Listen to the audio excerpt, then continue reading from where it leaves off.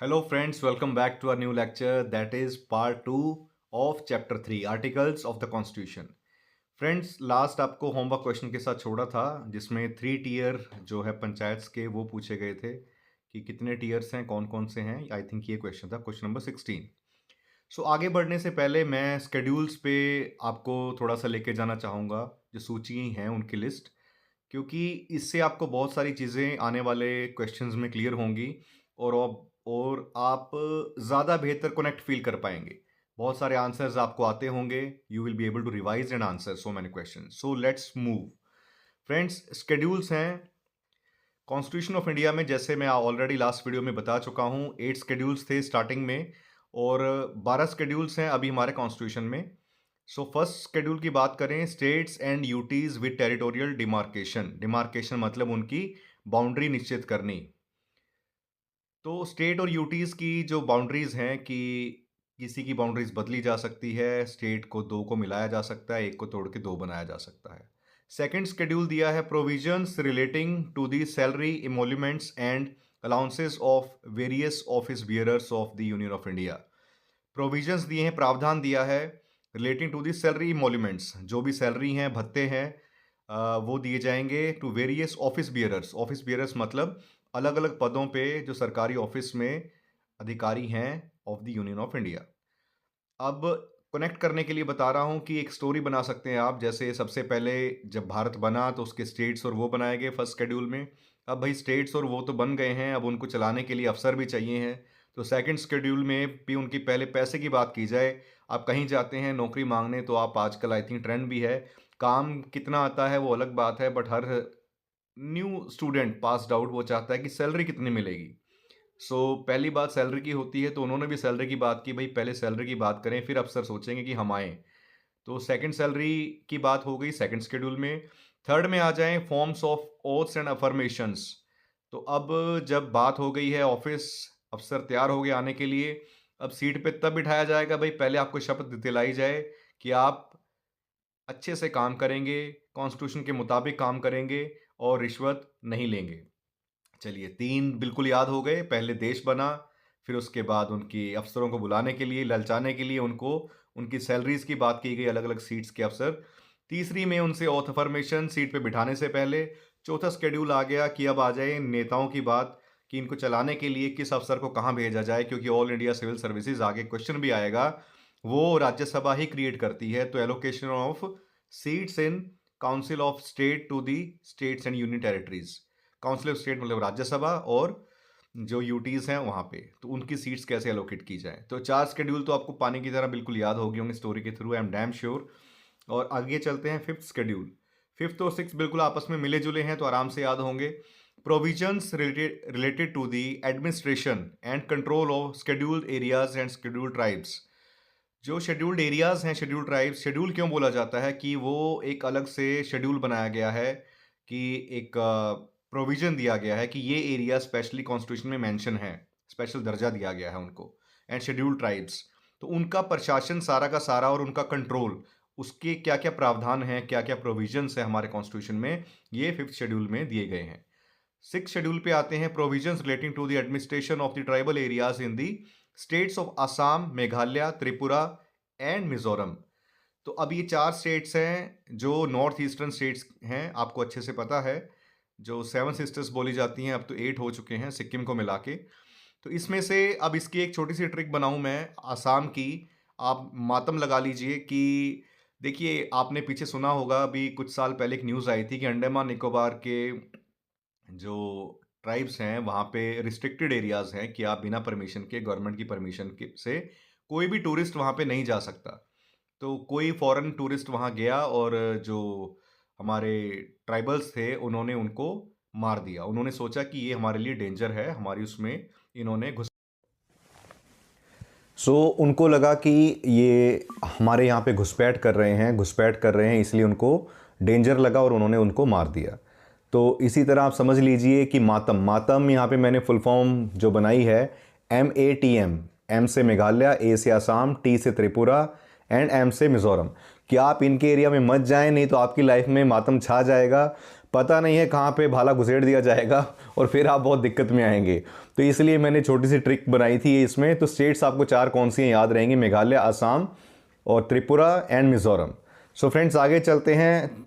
Schedule 7 इसमें है division of powers between union and states, powers का बंटवारा यूनियन और स्टेट्स के बीच में, जो कि 3 लिस्ट के द्वारा दिया गया है। पहली है यूनियन लिस्ट, यूनियन लिस्ट मतलब केंद्र सूची। पहले इसमें 97 सब्जेक्ट्स थे, यहाँ ब्रैकेट में लिखा है प्रेजेंटली 98, जो कि सही नहीं है, नोट कर लीजिए। ये पुराना एडिशन है थोड़ा बुक का शायद। यहाँ पे अभी एट प्रेजेंट 100 हैं यूनियन लिस्ट में सब्जेक्ट्स की। 100 सब्जेक्ट्स ऐसे हैं जिस पे यूनियन जो है केंद्र अपने लॉ बना सकती है। स्टेट लिस्ट है सेकंड, दैट इज ओरिजिनली 66, अभी एट प्रेजेंट 61 है। इसको ठीक कर लीजिए, 59 की जगह पे 61, आप अपने नोट्स में इसको मार्क कर लीजिए। उसके बाद है कॉन्करेंट लिस्ट मतलब समवर्ती सूची। पिछली वीडियो में आई थिंक मैंने बोला था कि मुझे नहीं ध्यान में आ रहा, फिर मैंने इसका प्रॉपर मीनिंग देखा गूगल में और इसको याद किया आपके लिए, ताकि मैं वैसा रेफरेंस दे सकूं। कॉन्करेंट लिस्ट समवर्ती सूची जिसमें ओरिजिनली 47 सब्जेक्ट्स थे, अभी प्रेजेंटली 52 है। ये एकदम सही है, 52 ही हैं। उसके बाद आगे चलता हूं। अब इसमें इन्होंने दिया है कि ये सब्जेक्ट्स कौन कौन से हैं। ये देखिए बहुत बहुत ज़्यादा इंपॉर्टेंट लिस्ट है। इसका स्क्रीनशॉट ले लीजिए आप और इसको प्रिंट निकाल के यहाँ सामने रख लीजिए, रटते जाइए, कभी भी भूलेगा नहीं। और सच बताऊं तो अगर मेरे कॉन्सेप्ट के साथ थोड़ा पेशेंस बियर करेंगे, अभी आपको याद करवा दूंगा लॉजिक के साथ। देखिए radio and television, radio television, stock exchange, future market, share market, ये सारे आगे हैं यूनियन लिस्ट में, ठीक है। अब ये यहाँ जहाँ पे हाईलाइट करके पुलिस दिया है, इससे पहले पहले सारे सब्जेक्ट यूनियन लिस्ट के दिए हैं, पहली 4 लाइन। अब इसमें देखिए रेडियो टेलीविज़न, आपको पता है कि जो भी दूर संचार मतलब आता है, रेडियो जब ब्रॉडकास्ट होता है तो डीडी आकाशवाणी, ठीक है, डीडी 1, ये सारे के सारे जो टेलीविज़न का ब्रॉडकास्ट रहता है वो सेंटर के पास है, स्टेट के पास नहीं होता। और उसके बाद स्टॉक एक्सचेंज है, जो आप शेयर्स में ट्रेड करते हैं। पिछले कोविड के बाद से हर बच्चे को आई थिंक पता लगने लग गया स्टॉक एक्सचेंज क्या है, शेयर मार्केट क्या है, फ्यूचर मार्केट, ये सब। तो इसके ऊपर क्योंकि सेबी है, security exchange board of India, तो वो आपको पता है कि ये सेंटर के अंदर आता है। पोस्ट ऑफिस, डाकखाने में आप जाते हैं, वहाँ लिखा होता है कि भारत सरकार का विभाग, सेंट्रल गवर्नमेंट डिपार्टमेंट। इसलिए कहते हैं कि डाकखाने की नौकरी, पोस्टल ऑफिस की नौकरी, सरकारी नौकरी, केंद्र की नौकरी, सेंटर की नौकरी है भाई। बैंकिंग है, ये सेंटर के अंडर आ गए, ठीक है। सेंसिस है, जनगणना, स्टेट के पास इतने रिसोर्सेज भी नहीं है कि वो जनगणना करवा सके, पूरे देश की करवानी तो सेंटर ही करवाता है। इंश्योरेंस आ गई, इंश्योरेंस कंपनीज हैं, ये सेंटर की जॉब है, याद रहेगा। डिफेंस सबको पता है बिना कुछ सोचे। और रेलवेज, रेलवे सेंटर की हैं, सारी की सारी ट्रेन्स एक स्टेट को दूसरे से कनेक्ट कर रही हैं, सेंटर सारा बंदोबस्त करता है। और कॉरपोरेशन टैक्सेस आ गए, ये सारे के सारे यूनियन के अंडर आए। तो मेरे ख्याल से काफ़ी सारी तो आपको लॉजिक से याद रह जाएंगी, ठीक है, क्योंकि आप जॉब्स की तैयारी कर रहे हैं तो सेबी की भी A ग्रेड की जॉब आती है, post office, banking, insurance, defence, फौज में आप लोग अफसर बनना चाहते हैं, रेलवेज की जॉब, तो यहीं से जॉब से याद रहेगा कि भाई सारी सेंटर की नौकरीज हैं, तो ये सेंटर के सब्जेक्ट्स हैं। आगे आ गया state, police, public health and sanitation, gas, agriculture, railway, police. एक इंपॉर्टेंट इसमें नोट कर लीजिए, जो ट्रिकी चीज़ है वो याद रहेगी या जो कन्फ्यूज़न रहेगी आपको, ये मैं हाईलाइट कर रहा हूँ इसे, ये just minute, yes, railway, police, ये है स्टेट के अंडर और रेलवेज है ये यूनियन के अंडर। ये 2 मैंने हाईलाइट किए हैं, ये बहुत कंफ्यूजन आती है स्टूडेंट्स को, अब ये आपको भूलेगा नहीं और ये एग्जाम में डायरेक्ट रिपीटेड क्वेश्चन है। उसके बाद police, public health, sanitation, gas. देखिए पुलिस जो है हर एक स्टेट की पुलिस होती है, Haryana police, Punjab police, UP police and all. Public health जो है उसका सारा का सारा ख्याल क्योंकि एक स्टेट लेवल पे ही मेंटेन किया जाता है। जो सरकारी अस्पताल है आपका जिले का, जो जहाँ पे CMO बैठता है, चीफ मेडिकल ऑफिसर, तो सारे के सारे जिला प्रशासन हैंडल करता है, स्टेट के अंडर आता है। सैनिटेशन, हेल्थ एंड सैनिटेशन की सारा शौच, सफाई, ये सब मैनेज करना। जो भी गैस है, गैस आपको मिलती है, घरों तक पहुँचती है, वो स्टेट के अंडर आती है। एग्रीकल्चर, हर एक राज्य सरकार जो उनकी खरीदारी करती है मंडियों में, आप गेहूँ, धान जो भी आप जब बेचने जाते हैं तो वो सारा स्टेट सारा प्रोक्योरमेंट करती है, उसका इकट्ठा करना, ध्यान रखना। उसके बाद आगे आपका रेलवे पुलिस, जैसा मैंने बताया कि रेलवे पुलिस इसके अंडर आती है। प्रिजन मैं लास्ट वीडियो में बता चुका हूँ, कैद जो भी है, जेल, कारागृह वगैरह, ये सारी चीज़ें स्टेट गवर्नमेंट के अंडर हैं। पंचायती राज और local government, and land reforms. Land reforms आपको पता होगा कि जहाँ पे पटवारी बैठता है, तहसीलदार का ऑफिस है, जितनी रजिस्ट्री होती हैं, कोई आप ज़मीन ले रहे हैं, बेच रहे हैं, वो सारा का सारा स्टेट गवर्नमेंट के पास आता है, इसीलिए स्टेट गवर्नमेंट की जॉब्स निकलती हैं। ये पोस्ट सारी की सारी पटवारी और तहसीलदार, नायब तहसीलदार, ये सारी स्टेट गवर्नमेंट की जॉब्स होती हैं। और पंचायती राज आपको पता है कि सारा का सारा जहाँ पे सरपंच के इलेक्शंस होते हैं, लोकल छोटे छोटे जो पानी के टैक्सेस हैं, ये सब हैं, ये सारे स्टेट लेवल पे मैनेज किए जाते हैं। ये क्लियर हो गया फ्रेंड्स। नेक्स्ट आ गई इकोनॉमिक एंड सोशल प्लानिंग। यहाँ पे मैं रीड कर रहा हूँ, economic and social planning, criminal procedure, population control and family planning. तो ये कॉन्करेंट है कि मतलब स्टेट और सेंटर दोनों इस पे अपने कानून बना सकते हैं, क्योंकि इकोनॉमिक एंड सोशल प्लानिंग, देखिए सेंटर का बजट अलग से आता है, हर एक स्टेट अपना बजट अलग से पेश करता है, तो इसलिए पता लग गया, दोनों में आ गया कॉमनली, यहाँ से याद रहेगा। क्रिमिनल प्रोसीजर, सेंटर भी रूल्स बनाता है क्राइम के लिए जो बहुत बड़े लेवल पे हैं, और छोटे लेवल पे वो, क्योंकि पुलिस जब स्टेट के अंडर है तो वो स्टेट को भी चाहिए कि क्रिमिनल प्रोसीजर वो अपना फॉलो कर सके। Population control and family planning, population जनसंख्या को कंट्रोल करना, तो भाई जैसे यूपी ने रिकॉर्ड तोड़ सफलता हासिल की है इसमें पॉपुलेशन बढ़ाने में, तो वहाँ योगी जी हैं, तो ऐसे ही कंट्रोल किया जा सकता है कि थोड़े से डिसिप्लिन के साथ। उसके बाद देखिए फॉरेस्ट, मैरिज, डाइवोर्स, ये सारी चीज़ें फॉरेस्ट हैं। सेंट्रल गवर्नमेंट एजुकेशन में लास्ट वीडियो में मैंने बताया, केंद्रीय विद्यालय, सरकारी स्कूल, स्टेट के बोर्ड, स्कूल एजुकेशन बोर्ड जो होते हैं हर एक स्टेट के। मैरिज हो गया, डाइवोर्स हो गया, अडॉप्शंस होगी, कोई कुछ गोद लेना है अपने बच्चा, डाइवोर्स है, मैरिज है, ये दोनों सेंटर स्टेट दोनों में आती हैं, क्योंकि यूटीज़ भी सेंटर मैनेज करता है। तो अगर स्टेट के अंदर कर दिया जाएगा तो चंडीगढ़ में कौन मैनेज करेगा, वो तो ना पंजाब में ना हरियाणा में, वो तो यूटी है।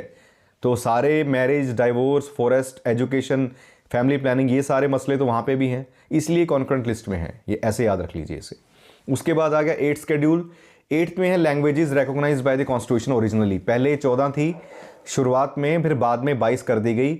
इसमें देखिए सिंधी ऐड की गई थी, सिंधी भाषा जो सिंध प्रांत में बोली जाती थी देश आज़ाद होने से पहले। तो बहुत सारे सिंधी भाई हैं हमारे यहाँ पे, और बहुत मेहनत करने वाली ये एक कम्युनिटी है, और पूरे देश में हैं ये लोग सिंधी, तो इनकी भाषा को भी दर्जा मिला ऑफिशियल लैंग्वेज का। 21st कॉन्स्टिट्यूशनल अमेंडमेंट एक्ट 1967, 21वां संशोधन 1967। कोंकणी नेपाली मणिपुरी ये ऐड की गई 71st अमेंडमेंट एक्ट 1992। 71वां संशोधन 1992। कौन सी? कोंकणी नेपाली। कोंकणी जो ये नीचे वाली बेल्ट है, गोवा इसके आसपास यहाँ बोली जाती है। नेपाली आपको पता है, नेपाल का जो बॉर्डर लगता सारा एरिया है, यहाँ नेपाली बोली जाती है। मणिपुरी, मणिपुर में उधर, तो ये नॉर्थ ईस्ट वाली साइड लगा लीजिए, और कोंकणी नीचे जो भाषा है आपकी गोवा के आसपास, ये यहाँ पे, ये तीनों भाषाएं 71वां संशोधन 1992। और Bodo, Dogri, Maithili, Santhali were added by the 92nd amendment act 2003। ये इसमें आ गई मैथिली, संथाली। यहाँ से आप याद रख सकते हैं एक फेमस कोई आई थी, कोई अगर आई थिंक बोडो मास करके, कोई बोर्ड मास समथिंग, तो बोर्ड मास जैसे आप उसमें आपने किया है ऑलरेडी 10th क्लास में, तो ये भी कह सकते हैं कि बीडी, बीडी मतलब बीड़ी, पीने वाली बीड़ी, मासी, MASI, मासी बीड़ी मत पिए। तो बोडो, डोगरी, मासी, Maithili, Santhali, 92nd amendment act 2003। अपने भी कुछ बना सकते हैं ट्रिक्स, ऐसा कुछ नहीं है, मेरी ही याद करनी है। मेरी वाली अच्छी लग रही है तो उसको फॉलो कीजिए, बहुत अच्छा लगेगा मुझे। Let's move on friends.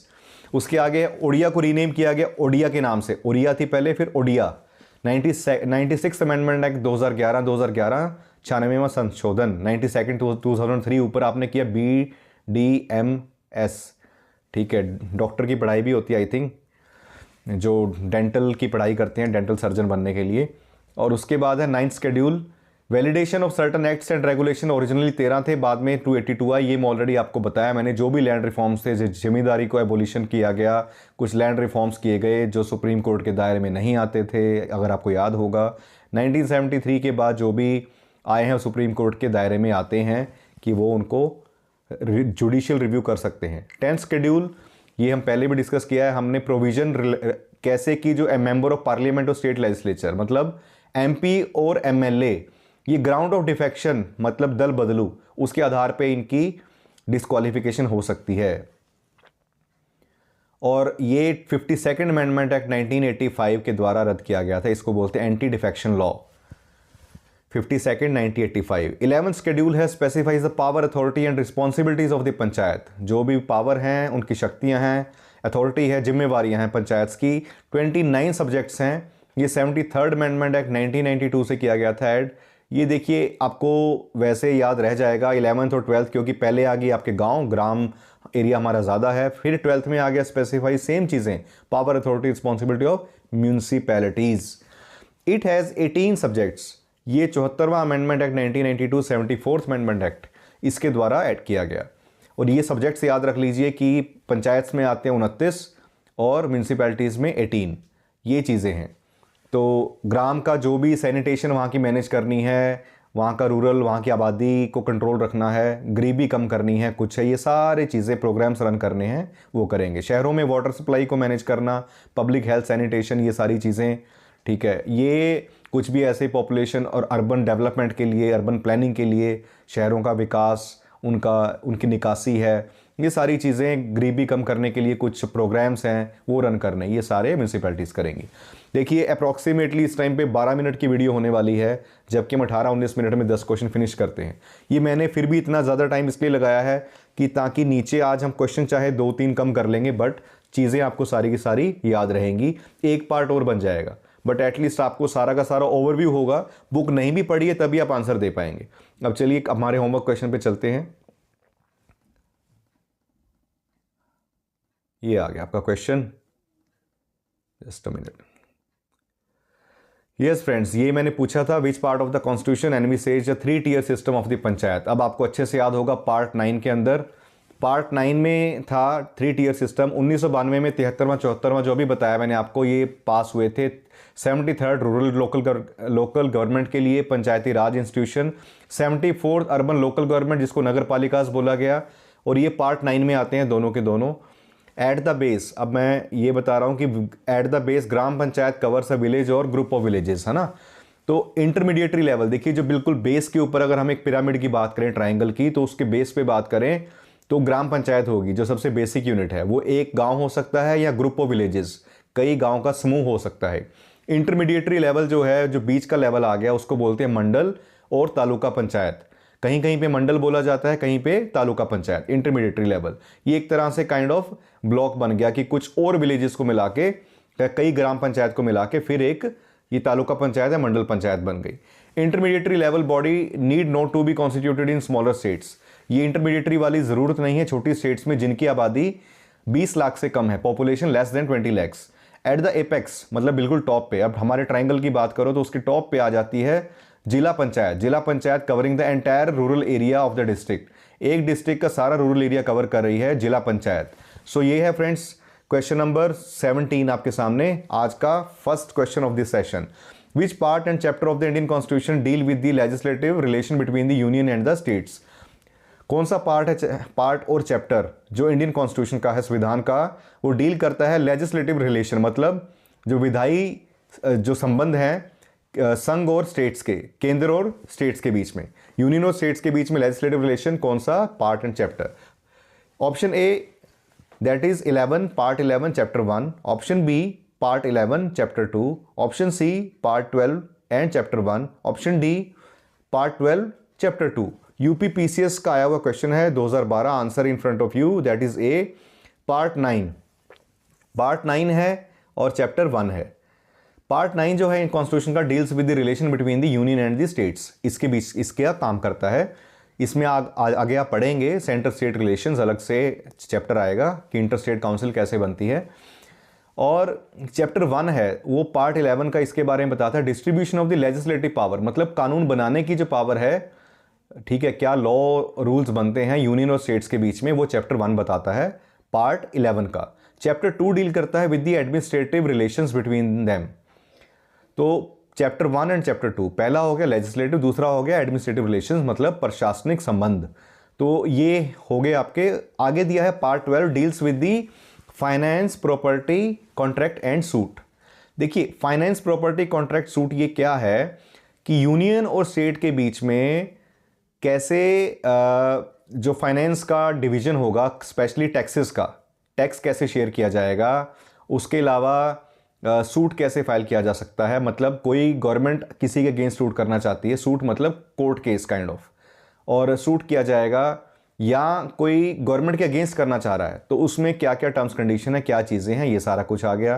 Consolidated fund of India, contingency fund of India, मतलब आई थिंक समेकित कहा जाता है उसको हिंदी में कंसोलिडेटेड को, जहाँ से राष्ट्रपति या सारी इंपॉर्टेंट बॉडीज़ की उनकी सैलरी निकलती है। तो ये वो चीज़ें हो गई। और कंटीजेंसी फंड जो इमरजेंसी फंड कि स्टेट का क्या होगा, सेंटर का क्या होगा, ये सारी चीज़ें। क्वेश्चन नंबर 18 आ जाएं। विच one of the following schedules of the Indian constitution list the names of the states and specify there territories.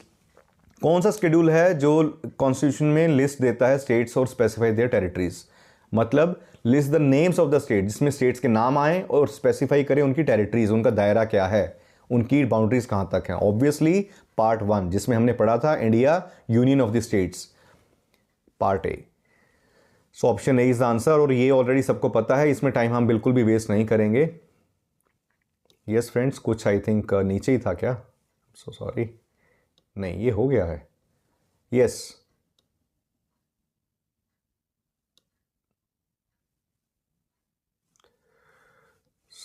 Just a second please bear with this. Yes, ये स्केड्यूल्स दे रखे हैं, अब इस पे टाइम नहीं जाएगा हमारा बिल्कुल भी, ये ऑलरेडी हम कर चुके हैं 4 के 4 schedules. Question number 19, which of the following are enshrined in the 3rd schedule of the Indian constitution. Yes, तो फर्स्ट है कि कौन सा form of the oath of the office for a minister for the union. देखिए किसी union का जो minister है उसकी शपथ वो इसमें आती है। Form of the oath to be made by the chief justice of the supreme court, जो चीफ जस्टिस हैं सुप्रीम कोर्ट के, उनकी शपथ आती है इसमें। तीसरा है राष्ट्रपति की शपथ। चौथा है इसमें form and oath made by the member of the parliament, किसी एमपी की शपथ। तो ऑप्शंस है आपके पास 1 2 3 ए, बी है 2 3 4, सी है 1 2 4, डी है 1 2 3 4। यूपीपीसीएस 2017 का क्वेश्चन है ये, एंड योर ऑप्शन इज राष्ट्रपति को छोड़ के सारी, दैट इज सी। राष्ट्रपति की आर्टिकल 60 में आती है, इसमें एक्सप्लेनेशन में ऑलरेडी है, लेट्स सी। ये देखिए लिस्ट दे रखी है, इसका स्क्रीनशॉट ले लीजिए, मैं थोड़ा छोटा कर देता हूं इसे। यस, ये लिस्ट है, इसकी स्क्रीनशॉट लेके रखें। फर्स्ट है मिनिस्टर ऑफ द यूनियन, एक यूनियन का मिनिस्टर, और एक कोई ऐसा कैंडिडेट जो पार्लियामेंट का इलेक्शन लड़ रहा हो या स्टेट लेजिस्लेचर का इलेक्शन के लिए खड़ा हो रहा हो, वो कैंडिडेट्स एमपी की सीट के लिए, एमएलए की सीट के लिए। तीसरा एक हो गया आपका मेंबर ऑफ पार्लियामेंट। चौथा हो गया सुप्रीम कोर्ट का जज और एक हाई कोर्ट का जज, ये भी साथ में जोड़ लीजिए। और एक है CAG, controller and auditor general of India, CAG की सीट है जो, उनकी भी उनका जो है ओथ वो भी इसमें आएगी। फिफ्थ आ गया आपका स्टेट मिनिस्टर। सिक्स्थ आ गया जो मैंने ऑलरेडी बताया एमएलए की सीट के लिए कैंडिडेट।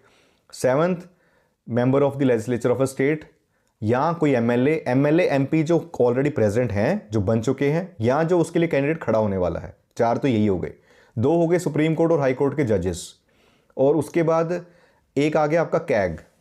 ठीक है, लो जी, आपको सारे इसमें आराम से क्लियर हो गए होंगे और याद भी हो गए होंगे, आई एम डैम श्योर। और प्रेसिडेंट हैं जो वो क्यों बाहर हैं, वो आर्टिकल 60 है जो कॉन्स्टिट्यूशन का अनुच्छेद, उसमें उनकी शपथ का प्रावधान है, प्रोविजन है, तो ये उसका आ गया। तो इसलिए option C is the correct answer. आगे चलते हैं। 4th शेड्यूल, ये अब याद भी नहीं करना पड़ेगा कि बिल्कुल याद है, ऑप्शन भी नहीं पढ़ेंगे हम। Option A is the answer, allocation of seats for the council of states.